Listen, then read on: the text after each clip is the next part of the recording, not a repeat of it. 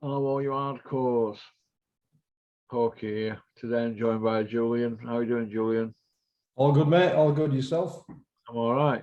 I believe I'm coming to Nick Manners' gym tomorrow with Max. See you. Good. Max mentioned it earlier. That's brilliant, mate. I look forward to seeing you tomorrow.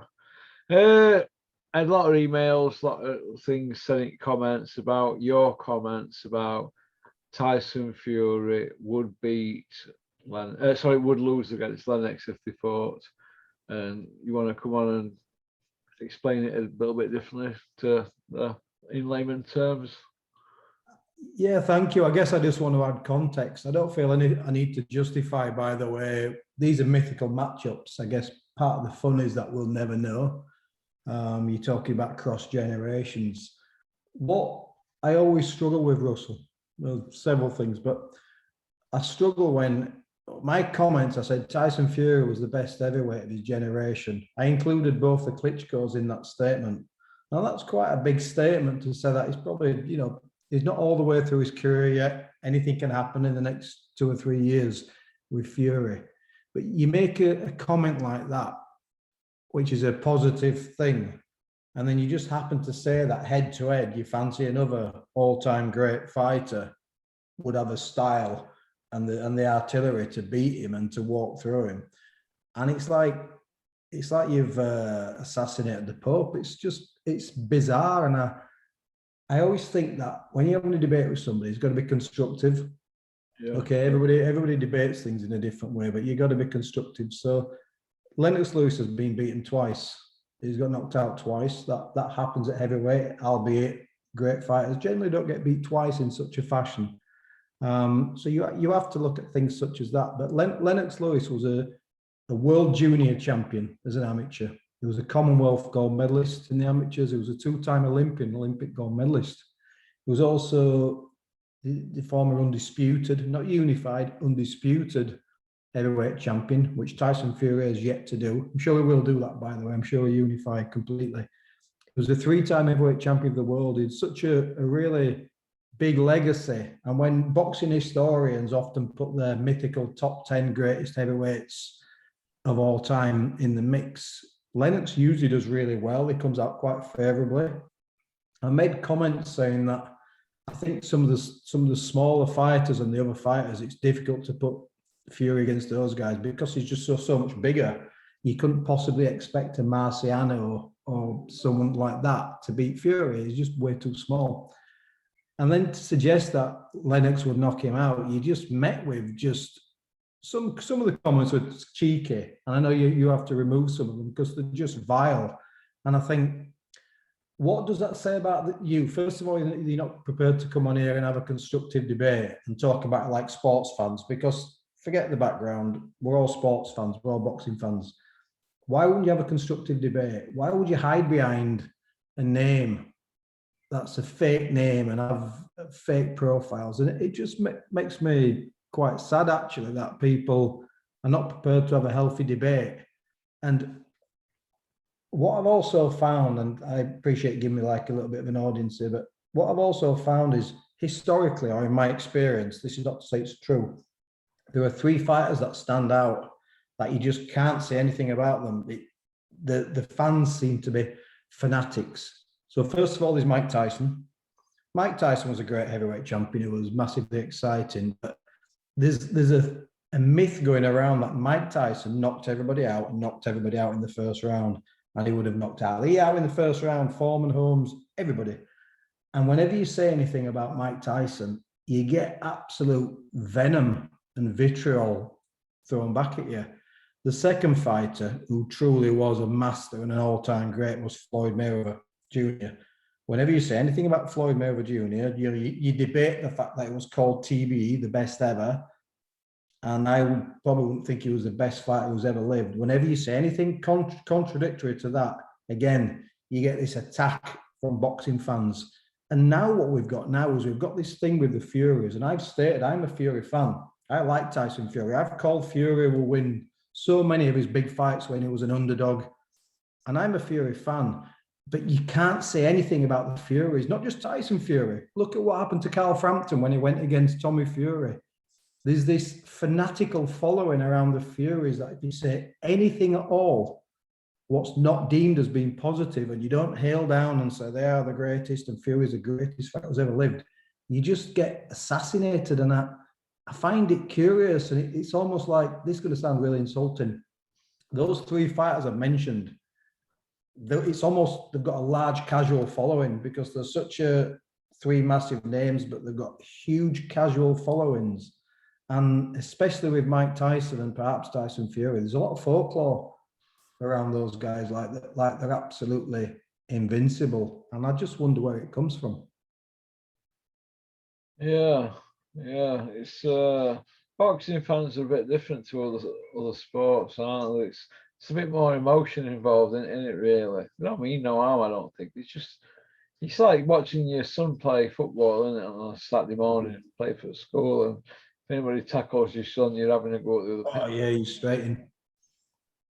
But I don't know. I think Fury will go down as a great fighter. I've said that before. I think stylistically, we have this. It's like a bit of fun, isn't it? We'll never know if Ali would have beaten Tyson. You can debate things on probability. We can say on probability that George Foreman would have knocked out David Haye. You look at their resumes, you look at the fights they've been involved in, and you can say with probability that George Foreman would have beaten David Haye, and it would have taken him out there quite early. George Foreman, same height and weight as Usyk when Usyk fought Joshua. Yeah, he was 6'4" and about 200. They call him Big George back then, but they don't call Usyk Big Oleg, do they, or whatever his name is. It just shows how massive that the heavyweights have got. And another interesting fact, I love the fact that Tyson Fury's got those kind of Larry Holmes, right, like recuperative powers. But when people say that fighters aren't big enough, the fighters from previous years won't be big enough to beat a Fury. And I've used that argument as well. The three fighters who have knocked him down, you've got Steve Cunningham, who's a cruiserweight, 210 pound in the ring. You've got the Canadian, whose name escapes me, who had 5 KOs in 16 fights. He was 6'3", he wasn't a big guy, and he had a low KO percentage, and he really hurt Fury and dropped him heavily. And then you got Deontay Wilder, who's got that massive knockout power, but ultimately in the first fight especially, was 212 pound. These are not big fighters putting Tyson Fury over. I just wanted to make that comment. Lennox Lewis in his absolute heyday. Anything no for light heavyweight, if you can, Tommy Hearns could it out of an heavy, couldn't he? And that's it. So if you look at Lennox Lewis, who had such brutal power, and I'll just throw one other thing in because I'm not saying I'm right. I'm saying it's what I think would have happened. Right? I'll give you a little statistic because I know you like statistics and I know you're big on it, and I know Kent is. So let's just say we put Fury against Lennox Lewis. All right. Lennox Lewis has been stopped twice or knocked out twice, but he's also been hit by bigger punches than Oliver McCall and Hassan Rahman. He fought the likes of Ruddock, Tour, Morrison, Mercer, all these guys. Lennox Lewis, he just got caught. That happened. But he also got hit by massive punches who didn't put him anywhere. So if you're going to think Fury, people saying Fury would jab his head off. Nobody jabbed Lennox Lewis's head off. Lennox Lewis is considered, with Sonny Liston, Ali, Larry Holmes, to be the greatest jabbers in boxing history. This is a guy with massive Olympic pedigree. So Lennox Lewis isn't really going to get outboxed over 12 rounds by anybody. So how's Tyson Fury going to win? He's going to outwork Lennox Lewis. So a little bit of trivia, a little bit of data for you now, Russell. So when Fury beat Klitschko, in Germany, he landed 86 punches.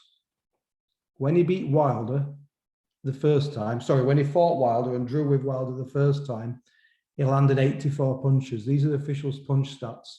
And in his absolute war with Wilder the third time, just to add a little bit of balance, he landed 151 punches. That's a combined total of 290 punches across 3 fights. When Lennox Lewis drew with Holyfield in the first fight, which most people thought was a bad decision, Lennox Lewis landed 348 punches. Lennox Lewis landed more punches in one fight than Fury landed in 3 of his marquee fights. So look at the work rate. Lewis can Fury doing that if he's not punching, just running clock down and walking about and fainting and slipping and sliding and all Oh, I think that he's a good inside fighter. He's good at smothering, but there's not a great deal of work put out there, is it? If you look at the Dillian Whyte fight, there wasn't a lot of stuff going on, really, was there, up until that sixth round? He was controlling the fight. He was lining the shot up. His makeup and his style, and he's developed a style a bit like Andre Ward that's very hard to beat, hard to penetrate unless you can crack. Yeah. The only way you can take these people out by cracking. The biggest hitters of it, Ward and Tyson, they've got up. Yeah, absolutely. They're the champions, aren't they? And Tyson Fury is such a great recoverer from, like Larry Holmes I mentioned earlier. He's so good, but equally, he's Deontay Wilder and Steve Cunningham. Are they the finisher that Lennox Lewis was in his absolute pomp? No, I don't think they're as good a finisher as Lennox Lewis. You're a great finisher, Lennox. So it's a combination of factors, isn't it? So really, in summary, I just think Fury, masterful fighter, best fighter of his generation, best fighter since Lennox Lewis. But I'm putting forward arguments, a little bit of fun, why I think it would have beaten Lennox Lewis. And people can disagree, doesn't matter. But I don't think it's such a far-fetched statement. It really isn't. And that doesn't make me, when people call you a hater, and you've actually just said someone's the best of his generation and he's a great fighter, and they call you a hater, it's like, what do you actually want me to do? Just because I think somebody else might have beaten him. You know, my hero, I was listening to one of the old videos you did with Kent yesterday, and he was a big Duran fan. My hero was Sugar Ray Leonard. I think Sugar Ray Leonard is one of the best fighters I've ever seen. But do I think he's the greatest fighter of all time? Probably not. I'm objective when it comes to Ray Leonard. He had periods of inactivity. He had time out of the ring, and he didn't have that full body of work that a Ray Robinson or somebody else would have. So I'm objective when it comes to Ray Leonard. But I would just implore anybody who's a Fury fan, or the prime Mike Tyson fan, or even Lomachenko, have a little bit of objectivity when you're talking about boxing. It is a bit of fun, but give me some reasons why you think, break it down like I just broke it down. Give me reasons why you think Fury would beat Lennox Lewis. And you know what? You might be right, but a little bit of objectivity. He might just fumble his way through to a 12-round point swing. We don't know, do we? No, we don't know, and it's not beyond. But what we're trying to say is that his body of work's nowhere near Lennox's. Nowhere. Well, he has. Ultimately, he might end up making a lot more defenses than he currently has. So it is quite unfair to judge a guy. He's probably 90% through his career, isn't he? Shoulders above the rest, and it's a toss up between him and Usyk, and that's he's way above the rest of them. But this is a guy who's made 2 defenses of his heavyweight title against Wilder and against obviously Dillian Whyte.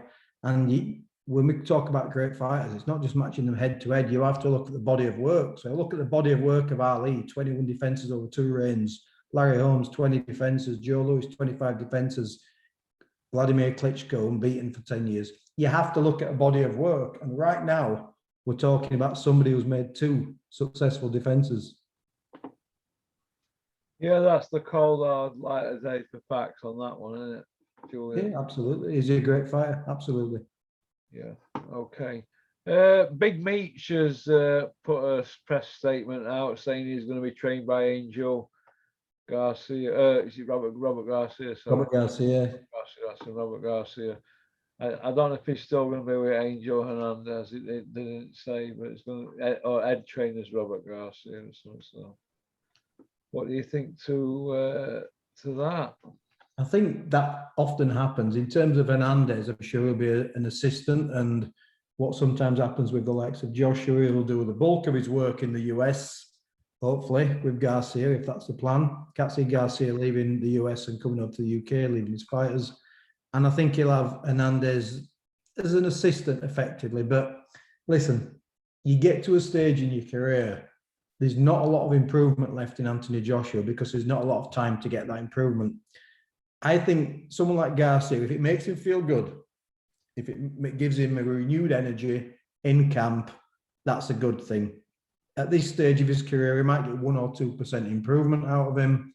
That 1 or 2% improvement might be enough to beat the majority of the top heavyweights, but he could work with Garcia, Angelo Dundee, let's bring him back. He could work with all these fighters. He's never going to beat Tyson Fury, is he? Because he's never going to know enough to beat Fury.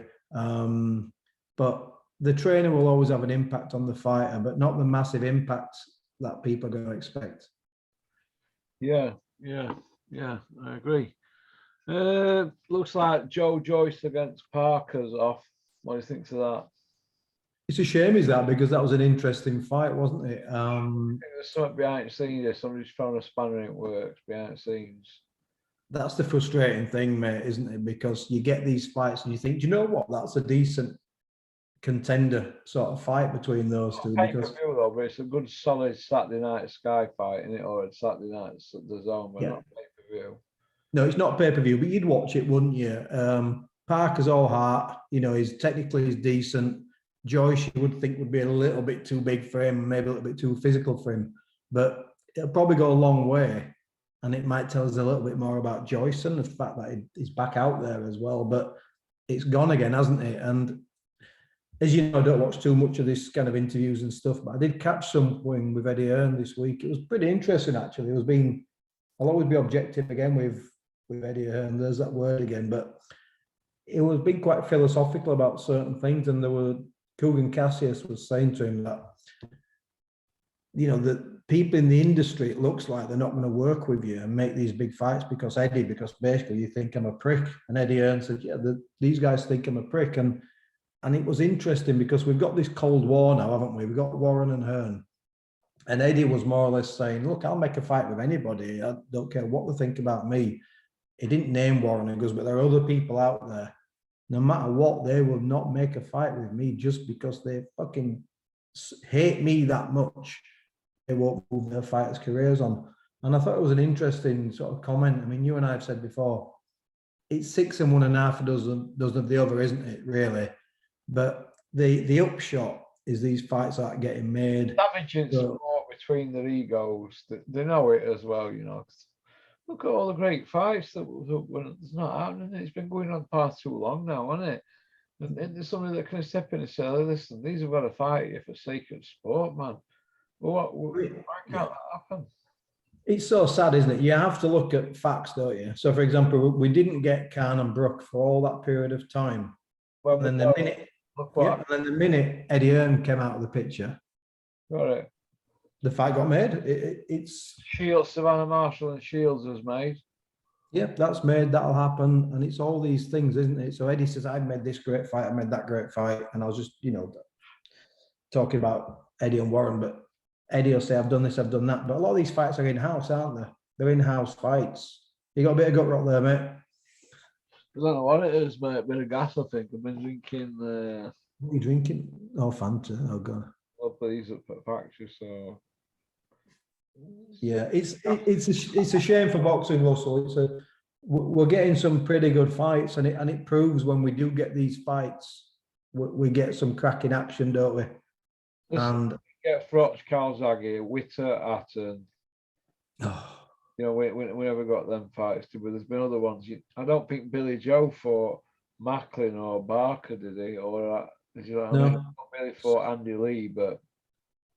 I mean, I'm not a Sun newspaper reader, but Martin Murray throw him into that mix as well. Yeah, we didn't get anything. See, Billy Joe fought him, but them others never seemed to get at it, did they? And we're now in a situation where we've got that good pool at light heavyweight, which I think is red hot at the moment, and it's traditional, obviously division, but and it looks like. There's probably one of the problems there down the line, isn't it? Because of different promoters and different TV. I know an headache this slot, wasn't it? Yeah, and it's so sad for all of us because you get people like myself now. I've cancelled the Zone. I might renew it just month by month if there's a big fight on, but otherwise it's like, do you know what? I'm not going to bother. You get sick of the politics and sick of the bullshit, and the fans lose. The fighters are still making a load of money because they're going different routes out. They're waiting around. They're fighting for kind of bogus world titles and bogus belts. So they're still making tons of money. But the sport ultimately is hemorrhaging right now. What do you think to the the Olympians and that. They're not all. I don't think any have gone to Warren, have they? I don't think. I'm not sure. I don't think one got any. Majority of them have gone to Boxer and Sky, haven't they? It's an interesting move. I guess it's one of those, isn't it, that Sky are having to build back up right now. But you go where the platform is, and ultimately DAZN is just an app. No one really knows what the UK subscription like tally is, do they? It's an app. Yeah, okay, you get paid well, it's global, but there's no bigger platform in Europe than Sky. And why would, as an Olympian, gold medalist, silver medalist, why wouldn't you want to go with Sky? Yeah. Do you feel that Joshua will go with Sky and play it safe? I wouldn't be surprised whatsoever. I know that he's got that lifetime promotional deal with Earn, but that's not a broadcasting deal, is it? That's just a promotional deal. So it's a completely different thing. I would do if he's looking at his next 2 or 3, or his last 2 or 3 fights. The ultimate business, get as much as you can, and that's going to be Sky, because even Eddie was sort of saying that Sky are overpaying fighters, and I'm not sure they're overpaying. They might just be overpaying them compared to what you're paying people now. He were overpaying at DAZN, but don't forget he were on 20% of what everybody were getting, wasn't he? Yeah, exactly. So he will overpay, wouldn't he? But I think that certainly not then at the beginning, wasn't he? He was throwing money about that confetti, wasn't he? Which you do, don't you? You speculate to accumulate, and that's exactly what he was doing. I worry about Frank Warren again. I think he's announced a few shows, but there's not a lot of action, is there, really, from Queensbury? No, that one at Derby, Zach Parker and Andrade got cancelled, didn't it? Yeah. If you're Dennis McCann and you've signed a deal with Queensbury and you want to be out regular and fighting regular and getting experience, yeah, Archie Sharp, what you'd be like saying to yourself, what am I doing now? What is my direction now? Ask him what's happening. Yeah, 100%. Okay. Derek Chisora, he's had 12 losses. I wanted your opinion on this. Obviously, I've asked Rico and Max's today, but do you feel that every time he's in a fight, we have Eddie Earn wheeled out saying Derek Chisora is in a crossroads fight?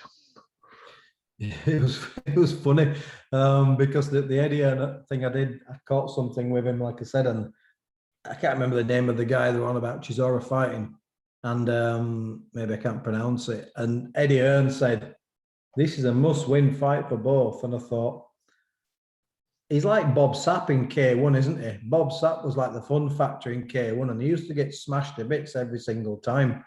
And he used to rip apples in half and all that. Yeah, big, huge, hulking guy. And every time I saw Bob Sapp, he just got taken out. He got battered, and it's like, I'm not saying Chisora gets battered, but sometimes people are so popular, it doesn't matter what the kind of win-loss record is. They had a fun element to the build-up.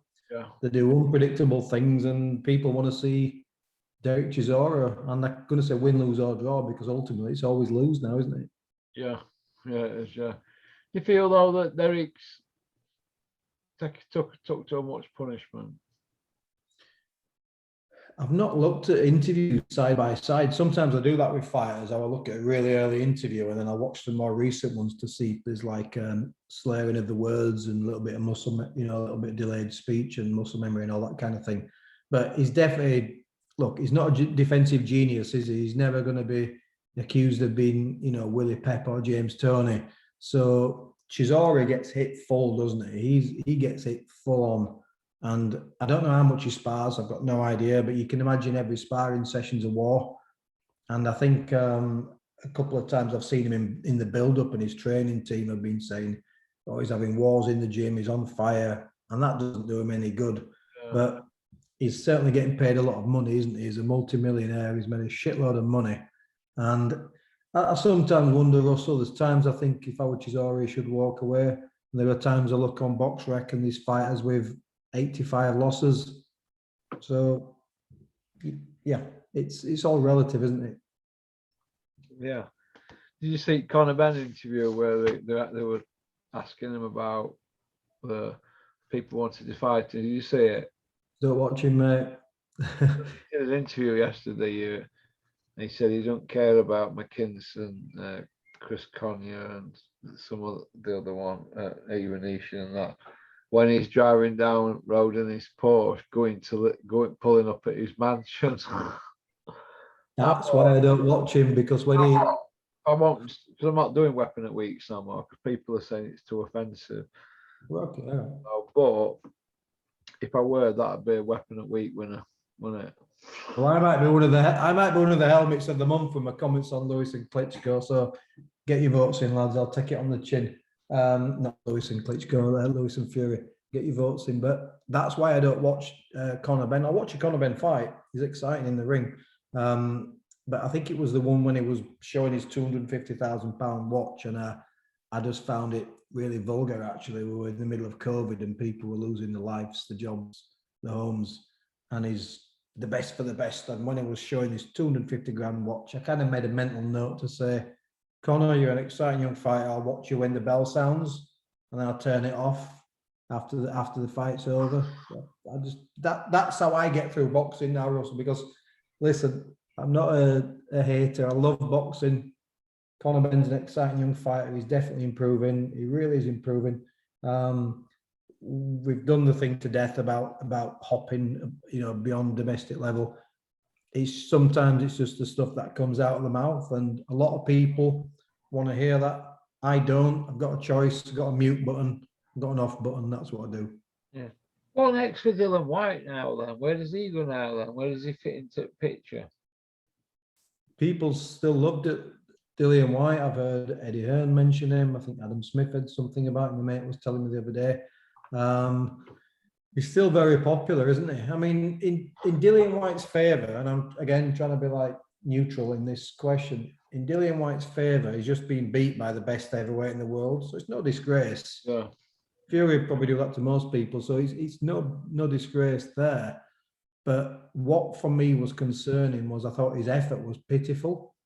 I thought it was you can only do what your opponent lets you do. But you look in shape. Think he looked in shape? He just looked poor. He looked flat. And the one thing that Chris from Rotherham, one of the questions he asked, actually, it was quite a good point. We didn't bring it up last time. Chris said, "Why do they call him the body snatcher? When was the last time he snatched a body?" So I'm not sure if they call him that. Lucas Brown, age 40. Yeah, Lucas Brown. So I was thinking, do they call him the body snatcher because he gets rid of bodies, or the body snatcher like Mike McCallum because he was such a fearsome body puncher? And if he's such a fearsome body puncher, we didn't see any of that when Fury was against the ropes, did we? We didn't see any Joe Frazier type letting his hands go and shuffling and stepping to the side and letting hooks go underneath. I thought his effort was really pitiful. But whilst he's an entertaining fighter outside the ring, again, for me, I think he's messy, he's scrappy, technically he's limited. And facts. It's the second time in 3 fights he's been knocked cold. Yeah, it has.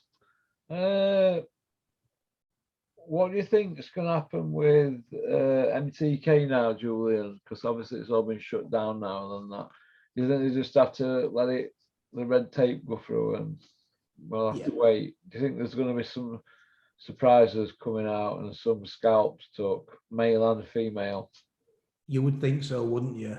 I mean, I've not really been following the business kind of exit plan. I wouldn't know it anyway. I know a sports lawyer who spoke to somebody that I know, and he said it's going to be one of the biggest trials this country's ever seen. Wow. You know what I mean? If it comes to this country, because it could be this country, Ireland, could be anywhere. I mean, it's huge, isn't it? Anybody involved. A worldwide trial, like that Johnny Depp thing, like OJ. Yeah, I watched the OJ one. I've been following a bit of the Johnny Depp one as well. She was horrible to him, wasn't she? Johnny Depp's missus. Unbelievable, mate. Amber Heard. I guess that shows how I spend my spare time now. Gone are the days, being creative and illustrating and doing all the things I used to like in my spare time. I'm now watching a bit of YouTube, and I'm watching bloody Amber Heard, and it's crackers, really, mate. I need to spend my time being a bit more constructive. But yeah, I mean, I know it's a non-boxing point, but she was horrible. But it just showed how vile people can be. How many people know there's no dig here at anybody, but when people talk about charity, she said, I pledged £7 million or whatever it was, the settlement, divorce settlement figure. I pledged it to charity. And He started giving checks, didn't he, to charity, didn't he? yeah, so she didn't give nothing. And then the prosecution was saying, well, actually, how much did you give them? Well, and she didn't give But another fucking- 7 million like Tyson Fury's to homeless. You said it, I never said it, mate. That were in California as well. Listen, do you know what? One of the things, right, with charities, if you're just going to do it, just do it. Don't tell anybody. Just do it. Keep it quiet. Yeah, it's But yeah, MTK is going to be an interesting one, mate. There's a lot of fighters now wondering what their next move is. yeah, it is, yeah. And a lot of trainers are going to have to start finding some rent for the gym, aren't they? A lot of what? A lot of trainers and people are going to have to start finding some rent for their gym and their facilities and their equipment. They Been might good have to to get been good to a lot of people, aren't they, MTK? Been good to a very, lot very of good people. to a lot of people. So there'll be a lot of people now thinking what they're going to do, but we wish them well, don't we? 100%.